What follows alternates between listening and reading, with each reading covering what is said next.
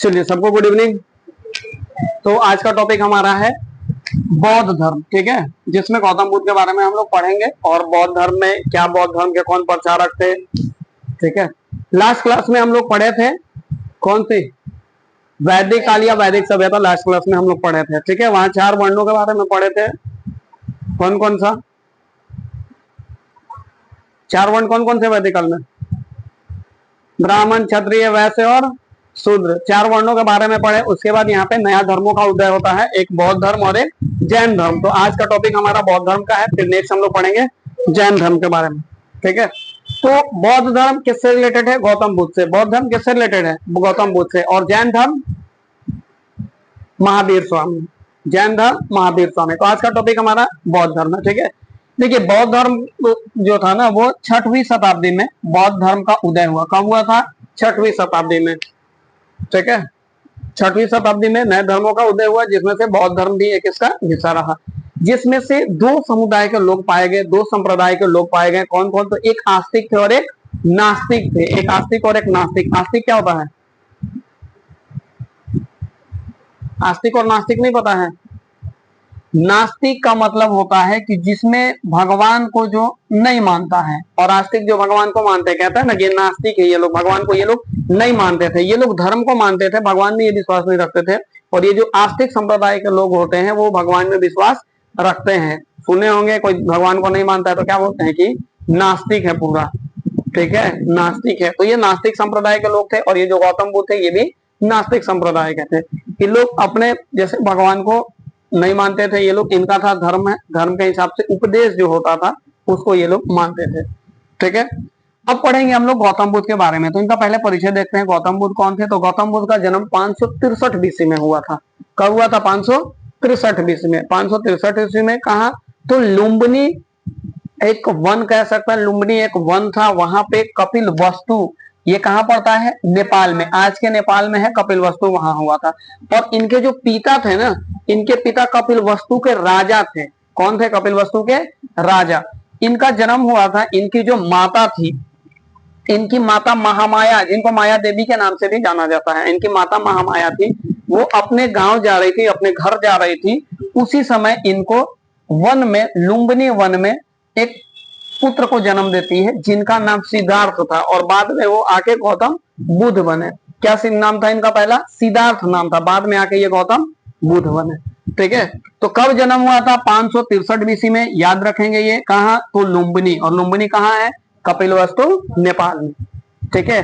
और इनके जो पिताजी थे, इनके जो पिता थे सुदोधन, जिनका नाम था। अब सुदोधन कौन थे? तो कपिल वस्तु के राजा थे। गौतम बुद्ध के पिता सुदोधन, जो कि कपिल वस्तु के उस समय राजा थे वो। और माता का नाम महामाया, माया देवी के भी नाम से जानी जाती थी। और ये किस वंश से थी? कोल्य वंश से। कौन से वंश? कोल्य वंश से, ठीक है। ये हो गई इनकी माता। और इनका नाम सिद्धार्थ भी है, शाक्यमुनि और तथागत, और इनके नाम है, ये भी नाम है किसके? गौतम बुद्ध के। गौतम बुद्ध, सिद्धार्थ, शाक्यमुनि और तथागत भी इनके नाम है, ठीक है। और मृत्यु को निर्वाण कहा जाता है। मृत्यु को इनमें क्या कहा जाता है? बौद्ध धर्म में निर्वाण कहा जाता है। और इनकी मृत्यु कब हुई थी? तो 483 बीसी में हुई थी। कब हुई थी? 483 बीसी में। कहा? कुशीनगर, जो कि अभी उत्तर प्रदेश के देवरिया में है। उत्तर प्रदेश के देवरिया में है, ठीक है। मृत्यु कहाँ? याद रखेंगे, ये सारा गेट पूछता है, ठीक है। क्वेश्चन आपको देगा तो ये जरूर पूछेगा। जन्म, तो जन्म कहाँ हुआ था? लुम्बिनी। लुम्बिनी कहाँ है? नेपाल में, ठीक है, नेपाल में। कपिलवस्तु नेपाल में। और मृत्यु कहाँ हुई थी? कुशीनगर में, जो कि कहाँ है? तो उत्तर प्रदेश के देवरिया में है, ठीक है। लगभग 80 वर्ष की उम्र में इनकी मृत्यु हो गई थी, जिसको मृत्यु को क्या कहा जाता है? निर्वाण कहा जाता है। क्लियर यहाँ तक? और जन्म 563 बीसी में हुई थी। तो ये जो डेटे हैं याद रखने वाली है। 563 बीसी में जन्म हुआ था और 483 बीसी में इनकी मृत्यु हुई थी, ठीक है, जो कि कुशीनगर में हुई थी, उत्तर प्रदेश के देवरिया में आता है। इनकी माता का नाम महामाया या माया देवी। माता का नाम महामाया या माया देवी, जो कि कोलीय वंश से थी। इनका संबंध किस वंश से था? इनके माता का कोलीय वंश से, ठीक है। अब इनकी माता जो थी, जन्म के 7 दिन बाद इनकी माता की मृत्यु हो जाती है। गौतम बुद्ध के जो माता रहती है, जन्म के 7 दिन बाद महामाया की मृत्यु हो जाती है। उसके बाद इनके पिता जो थे, इनके पिता कौन थे? सुदोधन। अब इनके पिता क्या करते हैं कि इनकी माँ की बहन से शादी कर लेते हैं। माँ की बहन मतलब गौतम बुद्ध की मासी या मौसी, कौन हो गई? गौतम बुद्ध की मौसी से शादी कर लेते हैं। ये दूसरी माँ हो गई इनकी। दूसरी माँ का जो नाम था, गौतम बुद्ध की मौसी का नाम था, वो क्या था? प्रजापति गौतमी।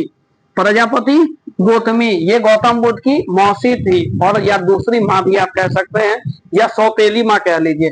गौतम बुद्ध की ये कौन थी? सौतेली माँ या दूसरी माँ। क्या नाम था? प्रजापति गौतमी। प्रजापति गौतमी, ये भी याद रखेंगे, ठीक है। किससे शादी हुआ? उनके पिता सुदोधन से।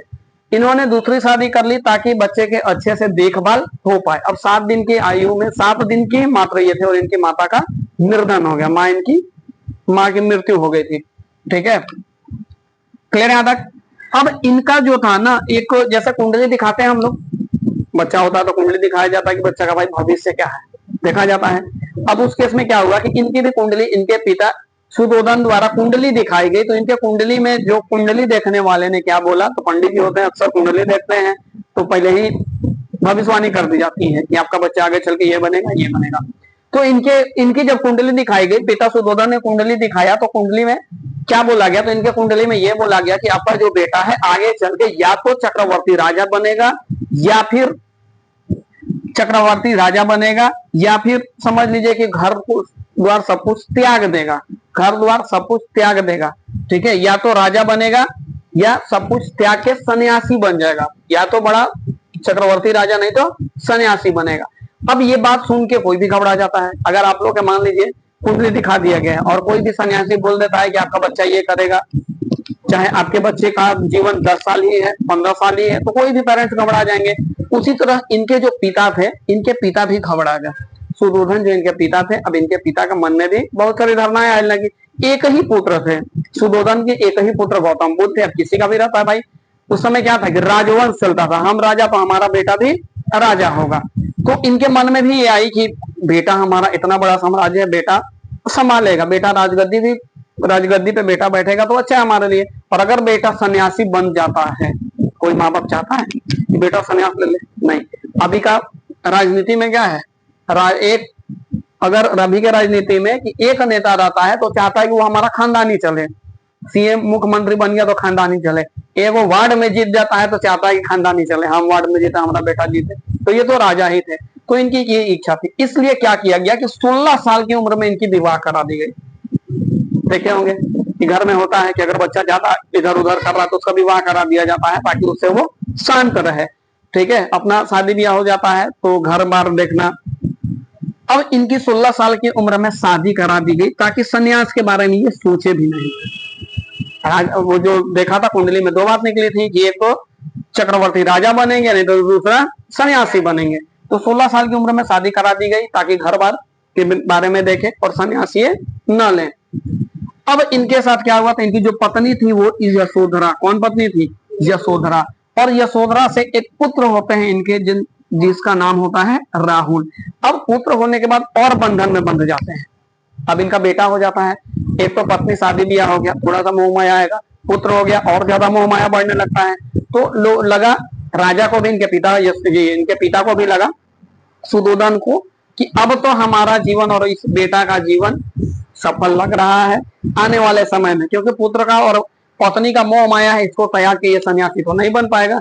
लेकिन गौतम बुद्ध को 29 वर्ष की उम्र में घर द्वार सब कुछ गृह त्याग कर देते हैं, घर द्वार त्याग देते हैं। उनको 29 वर्ष की उम्र में लगता है कि ये जो दुनिया है, सन्यास का दुनिया है, सबसे उत्तम दुनिया है, सन्यासी बनना हमारे लिए बहुत अच्छा है। और क्यों लगता है ये, तो कुछ कारण देखते हैं यहाँ पे, कुछ दृश्य ये देखते हैं, ठीक है, कुछ दृश्य ये देखते हैं और उसके बाद ये डिसाइड करते हैं कि हमको घर त्याग देना होगा। तो यहाँ पे 4 दृश्य दिया हुआ है, 4 दृश्य देख के ये घर का त्याग करते हैं और संन्यास धारण करते हैं। तो उस पर आगे आएंगे, थोड़ा सा इधर देख लेते हैं। तो गृह त्याग कब करते हैं? 29 वर्ष में, जिसको महाभिनिष्क्रमण कहा गया। क्या कहा गया? महाभिनिष्क्रमण। जो गृह त्याग है, ये घर त्याग है, तो उसको क्या कहा गया? महाभिनिष्क्रमण। ठीक है, यहां तक इसको याद रखेंगे। अब 29 साल की उम्र में घर त्याग देते हैं। उसका कारण यहाँ पे है, अब हम लोग क्या करते हैं, जैसे मान लीजिए कुछ चीजें देख लेते हैं समाज में, कुछ वैसी चीजें देख लेते हैं तो लगता है ये दुखों का कारण है, वो दुखों का कारण है, लगता है बहुत सारे ऐसी चीज होती है, लगता है कि ये दुखों का कारण है। तो इस दुख से हम निवारण कैसे पाए, होता है हम लोग के साथ भी, किसी को दुखी देख लेते हैं तो उसके दुख से हमको दुख लगता है, तो लगता है कि ये रास्ता जो है अच्छा नहीं है। वैसे ही इन्होंने 4 दृश्य देखा, यहाँ पे अभी देखेंगे, ठीक है। और इसको पहले देख ही लेते हैं, कवर कर लेते हैं, फिर आगे बढ़ेंगे। 4 दृश्य क्या क्या देखे, तो एक वृद्ध व्यक्ति को देखें, एक वृद्ध व्यक्ति को, जो बूढ़ा आदमी जब होता है धीरे धीरे कमजोर होने लगता है, तो उसकी शक्तियां कमजोर हो चुकी थी और बहुत सारा जो अपना काम था उससे वो नहीं हो पाता था। तो ये देख के इनको दुखी हुआ कि लास्ट में वृद्ध तो सबको होना है, बूढ़ा सबको होना है भाई, ये स्थिति होगी। फिर एक बीमार व्यक्ति को देखते हैं जो जूझ रहा होता है, अपने आप से लड़ रहा होता है ताकि रोगों का निवारण वो कैसे कर सके। उसके बाद देखते हैं एक मृत व्यक्ति को, आदमी मरे हुए कैसे लेके जाता है, तो मृत व्यक्ति को एक देखते हैं। और मृत व्यक्ति को देखने से इनको क्या लगता है कि अंततः कि कुछ भी हम लोग जीवन में कर ले, अंततः जो हमारा लास्ट अल्टीमेट पाथ है वो क्या है, मरना हमारा निश्चित है।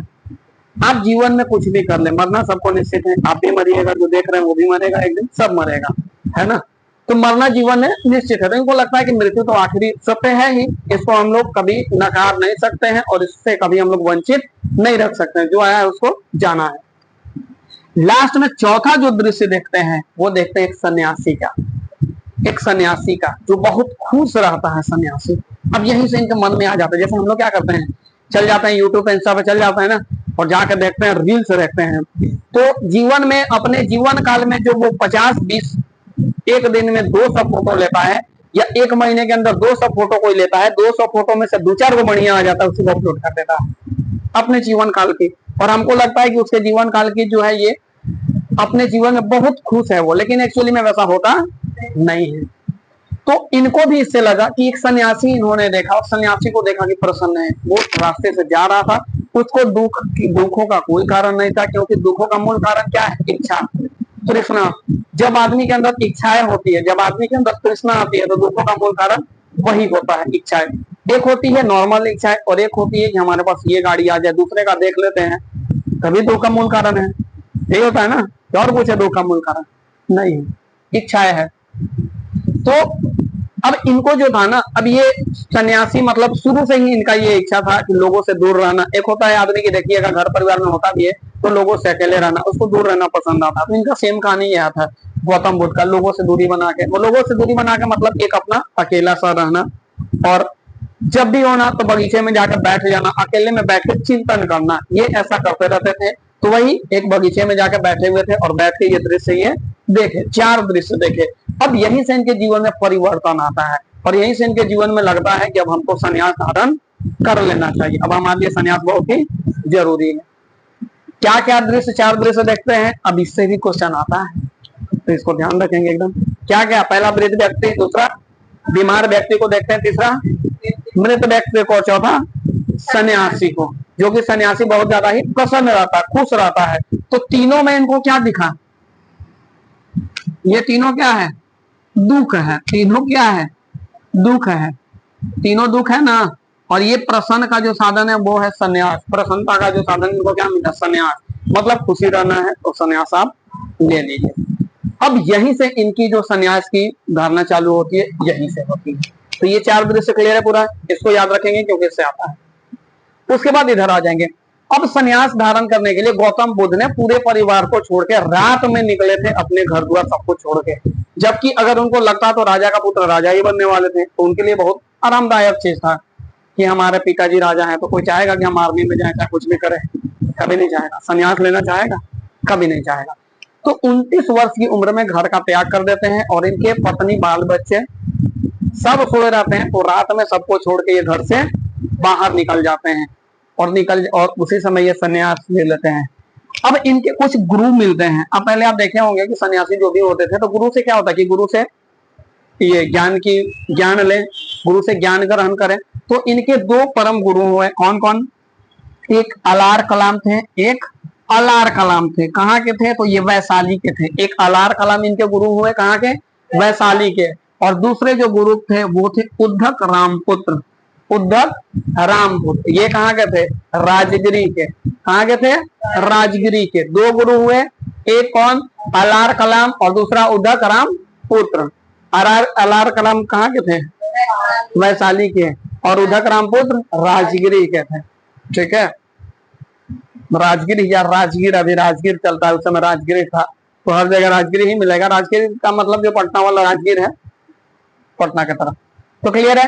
दो गुरु, संन्यास के बाद, घर त्यागने के बाद दो इन्होंने गुरु बनाया। कौन कौन इनके दो गुरु थे? तो अलार खलाम वैशाली के और उद्धत रामपुत्र राजगिरी के। क्लियर है यहाँ तक?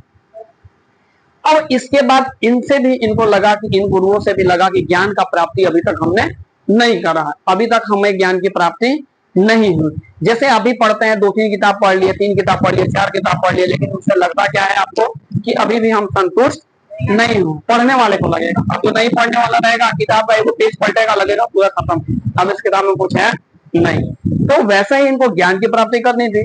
दो गुरुओं से भी लगा कि हमें पर्याप्त जो ज्ञान की प्राप्ति होनी चाहिए वो हमें ज्ञान की प्राप्ति नहीं हुई। तो उसके बाद ये क्या करते हैं, 35 वर्ष की उम्र में पहुंच जाते हैं कहाँ? बोध गया। कहाँ पहुंच जाते हैं? गया, जो कि अभी वर्तमान में गया जिला भी है। तो गया पहुंच जाते हैं, बिहार में है बोध गया। और उसी बोध गया में एक पीपल के नीचे बैठते हैं और 45 दिनों तक लगातार कठोर तपस्या करते हैं। कितने दिनों तक? 45 दिनों तक। 45 दिनों तक लगातार कठोर तपस्या करते हैं। कहाँ करते हैं? तो बोध गया में एक पीपल के वृक्ष के नीचे, और वहीं पे इनको ज्ञान की प्राप्ति होती है। तो ज्ञान की प्राप्ति गौतम बुद्ध को कहाँ हुई? बोध गया में। वही गया, बोध गया। और उस वृक्ष को बोधि वृक्ष भी कहा जाता है। क्या कहा जाता है? बोधि वृक्ष। और वो कहाँ है? गया में है। बोध गया, गया वही है। आप सुने भी होंगे कि किसी को पिंड दर्शन करना रहता ना, पिंड दान करना रहता है। पिंड दान मतलब पूर्वज मरते हैं, उसके बाद पिंड दान करना होता है, तो जाता है लोग गया में पिंड दान करने के लिए। ठीक है, तो 35 वर्ष की आयु में बोध गया में ज्ञान की प्राप्ति हुई। संन्यास लेने के कितने साल बाद उनको ज्ञान की प्राप्ति हुई? 6 साल बाद। संन्यास कब लिए थे? 29 उम्र में संन्यास लिए थे, और 6 साल बाद उनको ज्ञान की प्राप्ति होती है। तो कब होती है? 35 वर्ष की आयु। क्लियर यहां तक? और कहा? तो पीपल के पेड़ के नीचे। ठीक है, पीपल के पेड़ के नीचे बुद्धत्व की प्राप्ति हुई। किसकी? बुद्धत्व की प्राप्ति हुई। जब ज्ञान की प्राप्ति हुई तो इसका मतलब बुद्धत्व इनको कहा गया, बुद्धत्व की प्राप्ति हुई, इसलिए इनको यहीं से बुद्ध कहना चालू कर दिया गया। बुद्ध। जैसे एक नॉर्मल एग्जांपल ले रहे हैं, आपके यूपी के मुख्यमंत्री हैं योगी आदित्यनाथ, तो उनका नाम पुरुष है क्या? नहीं। नाम क्या था? अजय सिंह। अजय सिंह नाम है। तो पहले नाम अजय सिंह, वैसे इनका पहला जो नाम था वो सिद्धार्थ था। हम दोनों का कंपेरिजन नहीं कर रहे हैं, बता रहे हैं उदाहरण के तौर पर। सिद्धार्थ इनका पहला नाम था। जब इनको बुद्धत्व की प्राप्ति, ज्ञान की प्राप्ति हो, तब इनको बुद्ध कहा गया। समझ में आया? और पहला नाम क्या था इनको? सिद्धार्थ कहा जाता था। तो क्लियर है यहाँ तक? पहला जो उपदेश इन्होंने दिया वो कहाँ दिया? सारनाथ में। पहला उपदेश जो इन्होंने दिया सारनाथ में, और सारनाथ अभी कहाँ है? बनारस। पहला उपदेश दिए थे सारनाथ में, अपने शिष्यों के बीच में उपदेश दिए थे।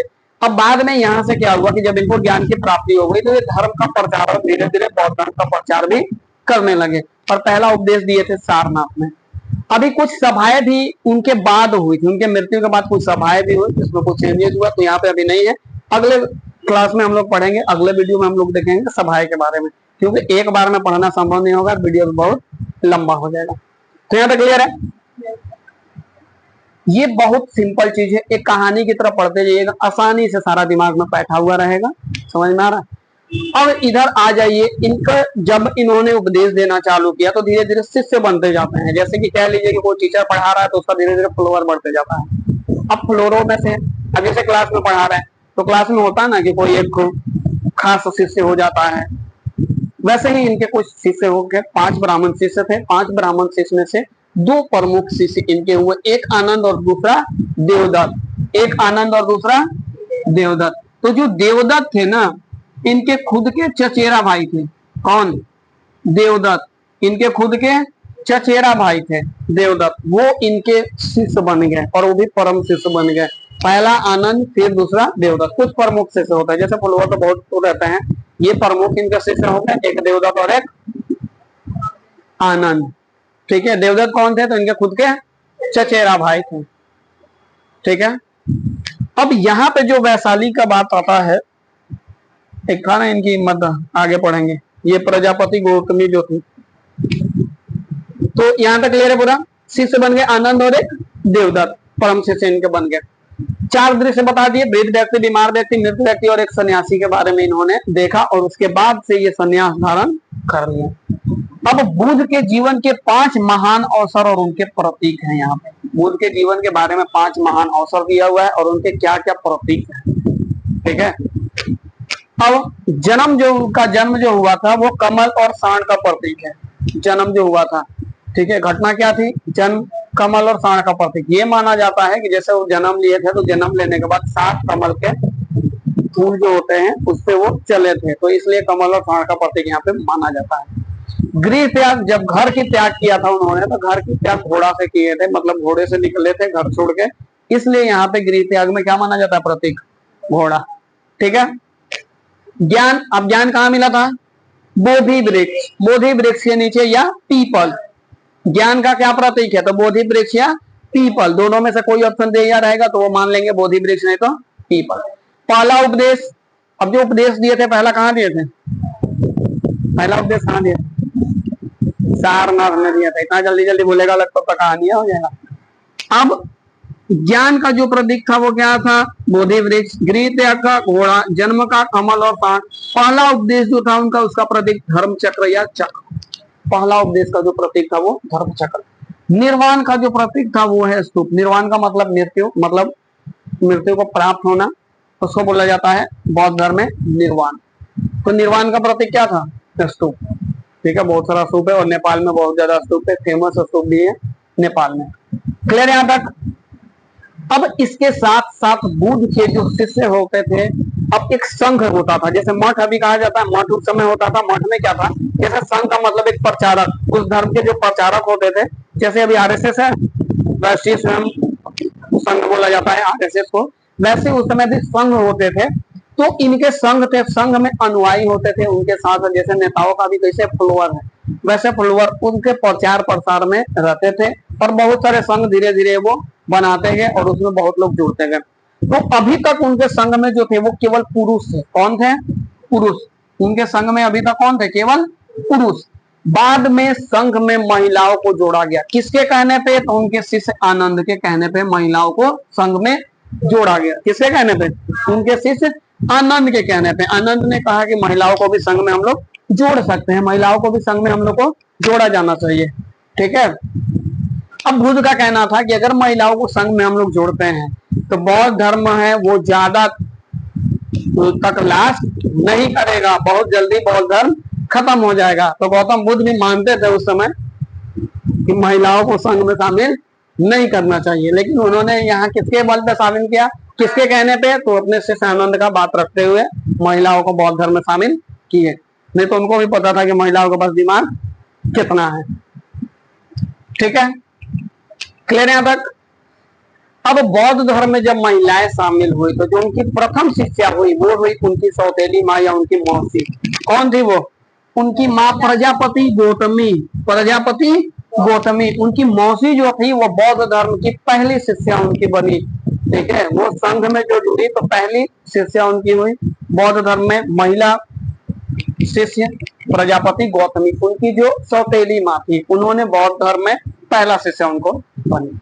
दूसरी जो बनी वो थी आम्रपाली। अब आम्रपाली कौन थी? तो आम्रपाली वैशाली की, जो बनारस में है वैशाली, आम्रपाली वैशाली से थी और ये नृत्य कला में बहुत एक्सपर्ट थी। नृत्य कला का मतलब डांस, नृत्य कला में बहुत ये एक्सपर्ट थी और उसके साथ साथ बहुत सुंदर में भी इसकी व्याख्या होती है और सुंदर में भी इसकी गणना होती है। अब आगे जब पढ़िएगा आप महाजनपद, इसके बाद महाजनपद ही आएगा हम लोग का। महाजनपद में पढ़ेंगे ये मगध, मगध के बारे में पढ़ेंगे। तो उसमें एक राजा हुआ करता था बिंबिसार, एक राजा हुआ करता था बिंबिसार। अब उस समय जितने भी राजाएं थे ना, राजाओं का क्या कहानी था भैया कि हम अपने अगर साम्राज्य बढ़ाना चाहते हैं तो उनके सामने बहुत सारा साधन था साम्राज्य बढ़ाने के लिए। एक तो युद्ध करके आक्रमण करके जीत लेता था, दूसरी क्या थी आक्रमण करके जीत लिया, दूसरी साधन ये थी कि विवाह कर लेता था। अब शादी कर लेगा, वहां का शासिका मान लीजिए महिला शासिका है या उसका भाई कोई नहीं है, शादी कर दिया, जैसे अभी भी होता है कि अगर आप शादी कर लेते हैं उसका कोई नहीं है तो सारा धन संपत्ति आपका हो जाएगा। अंतर इतना है कि अभी एक घर द्वार मिलेगा और उस समय पूरा का पूरा साम्राज्य मिलता था। तो ये बहुत सुंदर थी, आम्रपाली जी थे ना, ये बहुत सुंदर थी और इसकी सुंदरता की व्याख्या थी उस समय। तो बिंबिसार जो राजा हुआ ये इस पे वैशाली पे आक्रमण सोचा, प्लान बनाया आक्रमण करने के लिए कि आक्रमण करते हैं, आक्रमण करके इससे शादी कर लेते हैं। तो इससे शादी भी करता है, आक्रमण करने की तैयारी करता है, तो ये अपने आ जाती है और दोनों का शादी हो जाता है। और बाद में बिंबिसार का एक पुत्र आता है अजात शत्रु। अब हम लोग चल जाएंगे महाजनपद में, छोड़ दे रहे हैं यहीं पे। अजात शत्रु क्या करता है कि अपने बापे को मार देता है, इसका नाम है अजात शत्रु। तो शत्रुओं का नाश करने वाला इसका मतलब होता है। तो बापे को अपना शत्रु समझता है और बापे को मार देता है, बाप का कहानी पूरा चौपट हो जाता है। तो इसको यहीं पे रखने देते हैं। तो आम्रपाली कहाँ की थी, वैशाली की थी। ये नृत्य कला में एक्सपर्ट थी, डांसिंग में, और उसके साथ साथ ये बहुत ही सुंदर थी। ये भी बाद में बनी कौन, बुद्ध के शिष्य, और ये बुद्ध के दूसरी शिष्य थी। क्लियर है इतना। अब सर्वाधिक उपदेश जो बुद्ध के द्वारा दिया गया है वो कहाँ दिया हुआ है, सरस्वती। कहाँ, सरस्वती में, जो कौशल की राजधानी है। ठीक है, सर्वाधिक उपदेश बुद्ध के द्वारा कहाँ दी गई है, सरस्वती में, जो कि कौशल की राजधानी। क्लियर यहां तक। तो ये है बुद्ध के महिला शिष्य के बारे में। ठीक है, अब इधर आते हैं, बुद्ध का जो अंतिम उपदेश था वो किसको दिए थे, तो अपने शिष्य सुभद्र को। बुद्ध का जो अंतिम उपदेश था वो किसके दिए थे, शिष्य सुभद्र को। और इसके बाद बुद्ध का मृत्यु हो गया था। अब उससे पहले बुद्ध 4 आर्य सत्य में मानते थे। बुद्ध का 4 आर्य सत्य मानना था। वो 4 आर्य सत्य क्या था, तो पहला था दुनिया दुख से भरी है। ये जो दुनिया है वो दुख से भरी है। उसी समय का नहीं, ये आज का भी है। हो सकता है कि पहले कुछ लोग खुशी भी होते होंगे, खुश भी रहते होंगे, लेकिन आज के में कोई खुश नहीं है। चाहे पैसा वाला हो, चाहे उसके पास दुनिया का हर खुशी है, हर खुशी का मतलब धन दौलत सब कुछ है, उसके बाद परिवार सब कुछ है, फिर भी वो किसी ना किसी चीज से पीड़ित है, वो खुश नहीं है। तो 4 आर्य सत्य में पहला दुनिया दुख से भरी है, जो कि अटूट सत्य है, इसको कोई काट नहीं सकता। कोई इस दुनिया में ऐसा नहीं है जो खुश नहीं है। दूसरा, दुख का समुदाय, दुख का एक समुदाय है। अब ये दुख का कारण क्या है भैया, तो इच्छा है। यहाँ पे शॉर्ट में लिख दिए हैं, दुख का कारण क्या है, इच्छा है, जो कि पहले भी बताएं।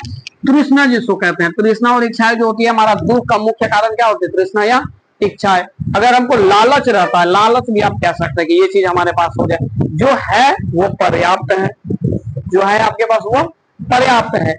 आगे की इच्छा करेंगे लेकिन लालच नहीं रखेंगे, उसको मेहनत से चाहेंगे कि उस चीज को हम हासिल कर लेते। हम लोग के अंदर क्या होता है, लालच होता है कि आज काश ये हमें मिल जाता, काश ये हमारा हो जाता।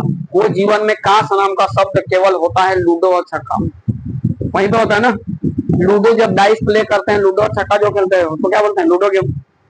लूडो गेम जब खेलते हैं तो वहीं पे काश आता है, जैसे कि हे भगवान छक्का, हे भगवान 5, हे भगवान 4, हे भगवान 3। उसके बाद दुनिया में कहीं काश नाम का शब्द उपयोग नहीं होता है।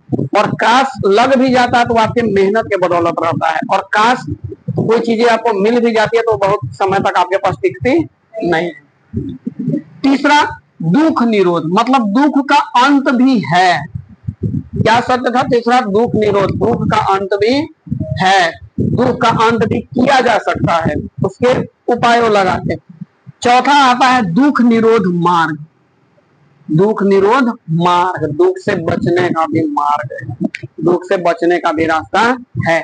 इसके लिए उन्होंने यहाँ पे अष्टांगिक मार्ग बताया है कि अगर दुख से निवारण आपको चाहिए, ये सबके लिए है और सब में लागू होता है कि अगर दुख से बचना है इस धरती पे तो अष्टांगिक मार्ग, 8 मार्ग, अष्टांगिक का मतलब होता है 8 मार्ग, 8 रास्ता है। 8 रास्ता को आप अपना लीजिए, आप ऑटोमेटिक दुख से बच जाइएगा। ठीक है, इसको अष्टांगिक मार्ग भी बोलते हैं। पहला क्या है, सम्यक दृष्टि, अब जो हमारी दृष्टि होती है, नजरिया होनी चाहिए, वो बिल्कुल अच्छी नजरिया होनी चाहिए। किसी को देखे चाहे कुछ भी करे तो एकदम अच्छी नजरिया से करेंगे। सम्यक संकल्प, कोई भी काम करे तो उसमें संकल्प के साथ, कोई भी काम करे तो उसमें संकल्प के साथ करें, वो जरूर आपका हो जाएगा। सम्यक वाणी, अब जो हमारी वाणी होती है, कहा जाता है कि किसी की पहचान, जो पहली पहचान होती है, first impression is the last impression. तो पहला इंप्रेशन आप किसी से जब तक बोलचाल नहीं कीजिएगा, बात नहीं कीजिएगा, तब तक उसको कुछ पता, दूसरे के बारे में पता कर सकते हैं क्या? नहीं। अब मान लीजिए कोई एकदम जीत जाट में आया, पूरा कपड़ा वपड़ा बढ़िया से पहन के आया, जूता मोजा सब कुछ जीत जाट में पहन के आया, आपके सामने बैठ गया, अब क्या पता कर सकते हैं वो कैसा है? कभी नहीं पता कर सकते हैं। तो उसके लिए वाणी, जब तक वो बोलेगा नहीं तब तक हमें पता नहीं होनी चाहिए। तो वाणी जो हमारी चाहिए होनी चाहिए, ऐसी होनी चाहिए कि अगले वाले को दुख भी ना लगे। वाणी हमारी एकदम संयम में रख के, वाणी को संयम में रख के बोलेंगे। फिर आता है सम्यक कर्म। अब जो कर्म करेंगे वो कर्म भी हमारा अच्छा होना चाहिए, कि नहीं कि अपने कमाने के चक्कर में दूसरे को लूटेंगे, दूसरे को लूटने के साथ साथ दूसरे को धोखा देके धन कमा लेंगे, ऐसा आपको नहीं करना है। उसके बाद नेक्स्ट आता है समय, सम्यक आजीविका। अब यहाँ पे सम्यक आजीविका भी आएगा। उसके बाद स्वयं सम्यक व्यायाम है, उसके बाद सम्यक स्मृति है, उसके बाद सम्यक समाधि है। तो इन सारे चीजों को, 8 मार्ग को फॉलो करेंगे, फॉलो करके दुखों का कारण हो जाएगा। इसका अगर सारांश निकाले तो सारांश निकालने का मतलब है कि एकदम नॉर्मल लाइफ जिए, जो तृष्णा है, जो लालच है, उसको छोड़ दीजिए, किसी के साथ गलत मत कीजिए, किसी को गलत नजर से मत देखिए, और अपने वाणी पे संयम रखिए। जो आप बोलते हैं उस पर संयम रखिए, कर्म कीजिए। स्मृति का मतलब, जो स्मृति है आपकी सोचने की जो शक्ति है, उसको सकारात्मक रखिए, नकारात्मक चीजों को मत सोचिए। तो ये सारे के सारे 8 मार्ग हैं, और ये 8 मार्ग बहुत कठिन होता है। जिन्होंने अपने 8 मार्ग पे नियंत्रण कर लिया या 8 मार्ग को फॉलो कर लिया, अब उसके दुनिया से दुख नाम का चीज हट जाएगा, और इन्हीं 8 से दुख जुड़ा हुआ है। आज के डेट में 8 मार्गों को फॉलो करने वाला बहुत कठिन है, कम है, कठिन है। अब दुनिया में ऐसा हो सकता है कि लालच ना हो, कुछ गिर जाए, कुछ गिर जाए तुरंत उठा के जेब में रख लेंगे। लालच क्योंकि हमारे पास वो बढ़ जाएगी, अब दूसरे का भला हो चाहे नहीं हो, उससे कोई मतलब नहीं है। गुस्सा आता है तो ऐसी वाणी बोल देते हैं जिससे मन का आपा खोए, मन का आपा खो देते हैं, और अगले वाले को जीवन भर वो याद रह जाता है। आप बोला हुआ 10 मिनट में भूल जाइएगा कि हमने उसको क्या बोला, लेकिन उसको याद रहता है। तो ये फॉलो करेंगे पूरा का पूरा अष्टक। और बौद्ध धर्म के 3 रत्नमान है, कौन कौन सा? पहला है बुद्ध, दूसरा है धम्म, तीसरा है संघ। बुद्ध, तो बुद्ध हो गए, धम्म धर्म, और तीसरा संघ। संघ का मतलब बोले संघ का प्रचारक, ज्यादा से ज्यादा संघ बनाना। तो ये बौद्ध धर्म के 3 रत्न हुए। और इस बौद्ध धर्म का परम लक्ष्य जो था वो क्या था? तो निर्वाण की प्राप्ति। निर्वाण की प्राप्ति का मतलब जन्म लिए, और जन्म लिए उसके साथ साथ ज्ञान प्राप्ति किए, ज्ञान प्राप्ति के बाद धर्म प्रचारक किए, उसके बाद अपना ऊपर सीधा किए, मृत्यु हो गई। तो इसका मतलब निर्वाण की प्राप्ति, जो कि हम लोग यहाँ पे पढ़े कि मृत्यु जब हुआ था तो क्या बोला जाता था? निर्वाण। बौद्ध धर्म में उसको निर्वाण बोला जाता था। तो ये है पूरा का पूरा बौद्ध धर्म। अभी और है बौद्ध धर्म का एक वीडियो और बनेगा, एक क्लास और होगा आप लोगों को, जिसमें बौद्ध धर्म की सभाएं भी बताई जाएगी। बहुत सारी संगीतियां हुई थी, मतलब सभाएं की गई थी। कैसे होता है, हम लोग यहाँ मीटिंग होता है, गांव में भी एक छोटा मोटा मीटिंग हो जाता है किसी भी चीज को लेके, जैसे मंदिर बन रहा है उसके लिए एक मीटिंग हो जाएगा। तो यहाँ तो पूरा का पूरा धर्म की बात है। 4 सभाएं हुई थी, और किसके शासन काल में हुई थी, और उस सभाओं का अध्यक्ष कौन था, और किसके शासन काल में हुई थी, और उस सभाएं की उपलब्धि क्या थी। जैसा कोई भी सभा होती है तो उसमें एक निष्कर्ष निकलता है, एक निर्णय निकलता है कि ये काम करना है, तो उसकी उपलब्धि उसको कहते हैं। तो वो चारों सभाओं और उनकी उपलब्धि अगले वीडियो में पढ़े। तो क्लियर है पूरा? क्या क्या सीखे? 26वीं शताब्दी में नए धर्मों का उदय हुआ, जिसमें से बौद्ध धर्म और जैन धर्म आता है। तो आज हम लोग पढ़ रहे हैं बौद्ध धर्म के बारे में, जिसमें नास्तिक और आस्तिक संप्रदाय के लोग मिले। नास्तिक जो मानते थे, नहीं मानते थे, और आस्तिक जो मानते थे भगवान को। अब गौतम बुद्ध के बारे में हम लोग पढ़ेंगे। तो गौतम बुद्ध का जन्म 563 BC में कहा? लुम्बिनी, जो कि कपिलवस्तु नेपाल में है, और इनको सिद्धार्थ शाक्य मुनि और तथागत के नाम से भी जाना गया। ठीक है। और मृत्यु जो निर्वाण बोला जाता था 483 BC में कहा हुई? कुशीनगर में, जो कि उत्तर प्रदेश के देवरिया में है। और कब, कितने वर्ष में इनकी मृत्यु हुई थी? तो 80 वर्ष के जब थे तो इनकी मृत्यु हो गई थी। और माता का नाम महामाया या माया देवी भी था, महामाया या माया देवी। अब ये कहाँ की थी? तो कोल्य वंश की। किस वंश की थी? कोल्य। और ये जो थे शाक्य वंश के थे। कहाँ गए? सुधोधन। इनके पिता जो थे वो शाक्य वंश के थे। शाक्य वंश क्षत्रिय वंश में भी आता है, तो इनके जो पिता थे वो शाक्य वंश के थे, मतलब क्षत्रिय। ठीक है, शाक्य वंश के इनके पिता थे। और इनकी जो दूसरी माँ थी, दूसरी का माँ मतलब प्रजापति गोमती जो थी, इनकी माँ की बहन थी, इनकी मौसी लगेगी, वो इनकी बनी दूसरी माता। और इनकी माता का मृत्यु 7 दिन में हो जाती है, इसके कारण इनके पिता दूसरी शादी कर लेते हैं। और इनकी कुंडली जब दिखाई जाती है तो कुंडली में पता चलता है कि या तो सम्राट मतलब सम्राट राजा बनेंगे, चक्रवर्ती राजा बनेंगे, और नहीं तो ये संन्यास ले लेंगे। तो वही होता है, इनके डर से इनके पिताजी 16 वर्ष की आयु में शादी कर देते हैं। और शादी किससे होता है? यशोधरा से होता है, जो कि इनकी पत्नी होती है। और शादी के कुछ दिन बाद इनके बच्चे हो जाते हैं, जिनका नाम राहुल था। और 29 वर्ष की अवस्था में ये अपने घर को त्याग देते हैं और त्याग के संन्यास ले लेते हैं। संन्यास लेने का 4 कारण यहाँ पे दी गई है। 4 दृश्य देखते हैं। पहला, बीमार व्यक्ति को देखते हैं। दूसरा, पहला बीमार व्यक्ति को देखते हैं, वृद्ध व्यक्ति को देखते हैं। दूसरा, बीमार व्यक्ति को देखते हैं। तीसरा, मृत व्यक्ति को। और चौथा, सन्यासी को। तो चारों में से सबसे ज्यादा खुश इनको सन्यासी लगता है, तो यहाँ से सन्यास धारण करने की इनके मन में इच्छा जगती है। और 29 वर्ष की उम्र में घर द्वार छोड़ के त्याग करते हैं, जिसको गृह त्याग करते हैं, जिसको महाभिनिष्क्रमण भी कहा गया। और गौतम बुद्ध के 2 गुरु थे, एक अलार कलाम जो कि वैशाली के थे, और दूसरा उद्धक रामपुत्र जो कि राजगिरी के थे। ठीक है, 2 गुरु हुए। और 35 वर्ष की आयु में बोध गया में इनको ज्ञान प्राप्त हुआ, जिसको बोधि वृक्ष भी कहा जाता है, या पीपल के पेड़ के नीचे इनको ज्ञान प्राप्त हुआ था 45 दिन की लगातार कठिन तपस्या करने के बाद। ठीक है, पहला उपदेश कहाँ दिए थे? सारनाथ में। पहला उपदेश सारनाथ में, जो कि बनारस में है। शिष्य 2 हुए, आनंद और देवदूत। आनंद इनके ब्रह्म से शिष्य थे और देवदूत इनके चचेरा भाई थे। उसके बाद घटना यहाँ पे दिया हुआ है। बुद्ध के जीवन का 5 घटना थी। जन्म कमल और सांड का प्रतीक है। गृह त्याग, घोड़ा, ज्ञान, बोधि वृक्ष और पीपल। पहला उपदेश धर्मचक्र, निर्वाण और स्तूप। निर्वाण मतलब मृत्यु जो थी उसका प्रतीक स्तूप है। अब बोध की महिला शिष्य भी हुई, वो किसके कहने पर महिला शिष्य बनाए? तो आनंद, अपने शिष्य आनंद के कहने पर बनाए। और उनकी जो पहली महिला शिष्य थी वो थी उनकी सौतेली माता या मौसी। ठीक है, कौन थी? प्रजापति गौतमी। और दूसरी जो थी वो अम्रपाली थी। अम्रपाली नृत्य कला में प्रमुख थी और इसके साथ साथ बहुत सुंदरी भी थी, या सुंदर बहुत ज्यादा थी, जैसे बिंबिसार शादी भी करता है, वो दूसरा कहानी है। अब पहला सर्वाधिक उपदेश कहाँ देते हैं? सरस्वती में, जो कि कौशल की राजधानी होती है। ठीक है, और अंतिम उपदेश शिष्य सुभाद्र को देते हैं, और उसके बाद उनकी मृत्यु हो जाती है। 4 आर्य सत्य गौतम बुद्ध कहे गए थे। दुनिया दुख से बड़ी है, दुनिया का समुदाय दुख का दुनिया समुदाय है, इच्छा है कृष्ण। और दुख निरोध मतलब दुख का अंत भी होता है। दुख निरोध मार्ग, दुख का भी मार्ग, दुख को निरोध करने का, दुख से बचने का कुछ मार्ग है, जिसको अष्टांगिक मार्ग कहा गया। 8 मार्ग उन्होंने दे दिया। सम्यक दृष्टि, सम्यक संकल्प, सम्यक वाणी, सम्यक कर, सम्यक आजीविका, सम्यक व्यायाम, सम्यक स्मृति, सम्यक समाधि। और बौद्ध धर्म के 3 तत्व है, कौन कौन सा? तो बौद्ध, धम्म और संघ। बौद्ध को हो गया, धर्म और संघ जो प्रचारक उसके होते थे। और परम लक्ष्य इनका क्या था? निर्वाण की प्राप्ति। तो आज का क्लास यहीं पे समाप्त होता है, और सभी को बहुत बहुत धन्यवाद। और नेक्स्ट वीडियो एक और बनेगा जिसमें इनकी सभाओं के बारे में। ठीक है, धन्यवाद।